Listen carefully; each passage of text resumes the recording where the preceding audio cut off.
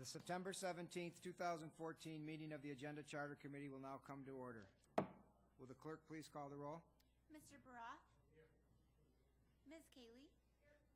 Dr. Quattro? Here. Chairman Rocco? Here. Mr. Tucciarello? Here. Is there anyone signed up for the public forum? There is not. Is there anyone present who is not signed up to speak who would like to address the committee at this time? The next item on the agenda is the approval of the minutes. You have the July 30th, 2014 minutes before you. They will stand approved unless the clerk is notified of any changes by the end of the day. Next item on the agenda is new business. Referral 14-0266 to authorize the creation of the Industrial and Commercial Incentive Board to... Move it by Legislator Cayley, second by Legislator Baroth. At this point, I'd like to have Legislator Haney address the committee. Thank you very much, Mr. Chairman. I appreciate the courtesy of being allowed to address the committee. Section 485B of the Real Property Tax Law authorizes municipalities, including the county, to grant a 50% to grant tax exemptions equal to 50% of the increased and assessed value after these businesses make improvements to their properties. The exemption lasts for 10 years and drops at the rate of 5 percentage points per year over that 10-year period. Based on the 2013 assessment rolls, Monroe County was carrying $83 million of these exemptions. And these exemptions were carrying a cost of nearly $800,000 a year. And of course, what these properties don't pay, other taxpayers have to pay. The program is a bit unique in that, unlike most state programs where we're either forced to take them or we either take them or leave them, Section 485B gives us the option, if we desire, if the legislature desires, to adjust the exemption. It can reduce the amount of the exemption to something less than 50%, or it could limit the exemption to certain areas in greater need of economic development. And the town of Greece has done some very interesting things in this area with their own town exemption. And the option exists to eliminate certain kinds of business properties from the exemptions. The lists of businesses that have the exemptions ranges from Gleason and the Genesee Brewery, which I'm sure we would all agree are worthy of the exemptions to keep them in our community, to liquor stores, drug stores, law offices, ice cream parlors, etc. To consider any change in the program, the county legislature has to first appoint what's called an Industrial and Commercial Incentive Board.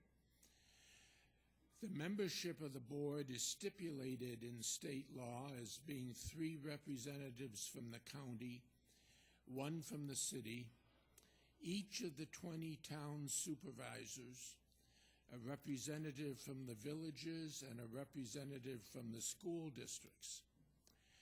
The task this board would have is to study the program and make recommendations to the legislature to modify the program, or indeed make a recommendation to the legislature to leave the program as it is. The adoption of this resolution does not make any changes to the program. It only creates this board which would study the program. The legislature retains the final approval or disapproval of anything that this board might indeed recommend. The board is only advisory. So, in essence, Mr. Chairman, this proposal merely creates the review board. It does not make any changes to the exemption program, and no changes, and indeed no changes may ever result from this program. But I would suggest that a tax expenditure of nearly $800,000 is worthy of reviewing to see if we're really getting the bang for the buck. Thank you, Mr. Chairman, and I appreciate the courtesy of addressing the committee. Thank you. Any further discussion? Legislator Kaler? Thank you, Mr. Chairman. I just would like to thank my colleague, Mr. Haney, for presenting us with this opportunity. Certainly, I'm not going to belabor any of the information he's already given us, because he did a very good job of setting the parameters of what this commercial incentive board would do, couldn't do, and would offer the opportunity to Monroe County to look at the way that the tax breaks are being distributed. I think it's a wise choice. Certainly doesn't impact our budget to do so, and I would hope that we could go ahead and approve this evening. Thank you. Further discussion? Legislator Brown? Thank you. I do appreciate it. This is kind of an odd situation we're in that we're on a Wednesday night and we have 15 minutes, and that's perfectly fine because it's a very light agenda. But this referral is definitely not a sexy referral. If you take a look at this referral, it's pretty dry stuff.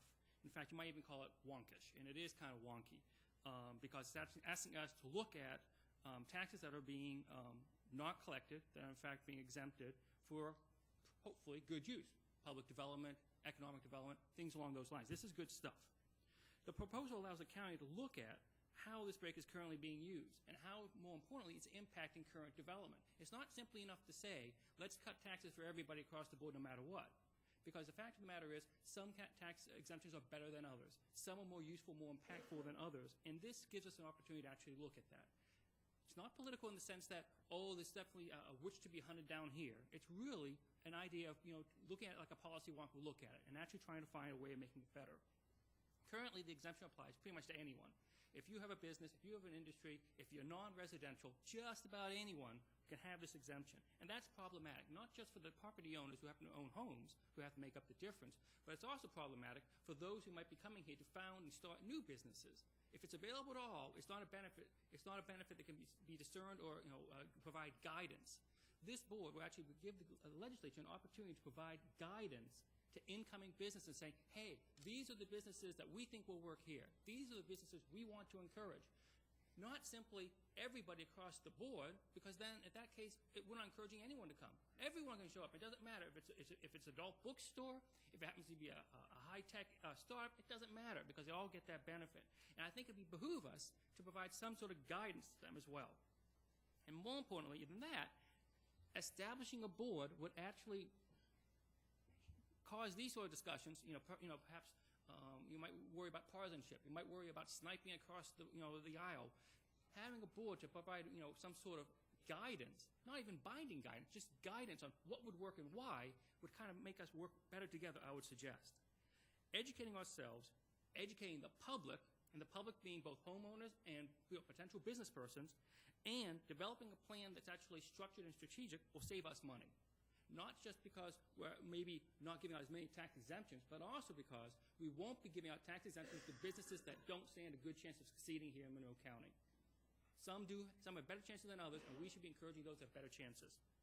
So I would urge all of us to really think about learning and educating ourselves. There's nothing wrong about educating. Learning where we're going to go is really important. I think we ought to try doing this. And I would urge my colleagues on both sides of the aisle to support this, at least to go forth to the full legislature for further discussion about this. I think this is a wonderful opportunity. I think it's very apolitical, now I'm not going to say bipartisan, but apolitical, and something that's actually, worthy for the county to actually implement. Thank you. Any further discussion? I'm going to go for a roll call vote. Mr. Baroff? Yes. Ms. Keeley? Dr. Quattro? Chairman Rocco? No. Mr. Tucciarello? 2 to 3, referral fails. Are there any other matters to come before this committee? Seeing there are no other matters, the September 17th, 2014 meeting of the Agenda Charter Committee stands adjourned. The next meeting of the Agenda Charter Committee is scheduled for October 22nd, 2014 at 5:30 p.m.